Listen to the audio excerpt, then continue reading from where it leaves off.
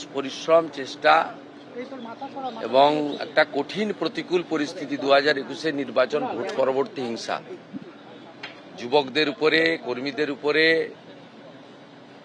রাষ্ট্রবাদীদের উপরে আক্রমণ, ঘরছাড়া হওয়া, সব থেকে শুরু করে শেষের এই যে তার লড়াই সংগ্রাম, স্বপ্নের বৃত্ত, তিনি গত 9 তারিখে অর্থাৎ গত শনিবার মাননীয় প্রধানমন্ত্রীর উপস্থিতিতে মহামহিম রাজ্যপালের দ্বারা ভারতীয় জনতা পার্টির প্রথম সরকারের মুখ্যমন্ত্রী এবং মন্ত্রিসভার শপথের মধ্য দিয়ে তার স্বপ্ন পূরণ হয়েছে।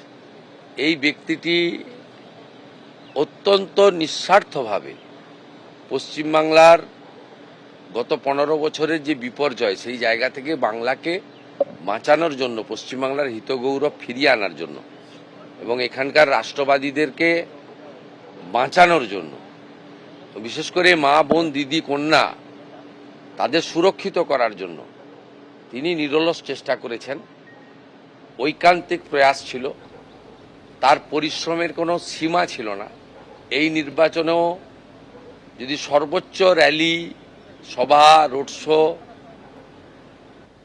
এমনকি নির্বাচনের আগে প্রায় 8-10 মাস ধরে তিনি ইনডোর মিটিং করেছেন, যেটা মানে মিঠুনদা নিশ্চিতভাবে কোনো সাংগঠনিক পদ তাকে দিলেও নেন না।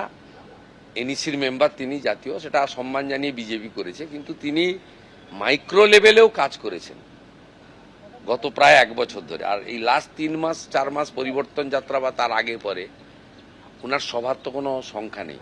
তাই আজকে আমি মুখ্যমন্ত্রী হয়েছি নিশ্চিতভাবে জনগণের ভোটে, আশীর্বাদে।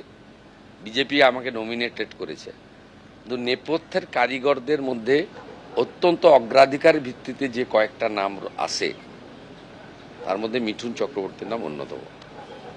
তাই আমার মিঠুনদা আমাকে কালকে বলেছিলেন আমি দেখা করতে চাই। আমি বললাম আপনি দেখা করবেন না, আপনার তৈরি করা মুখ্যমন্ত্রী আপনার কাছে আসবে।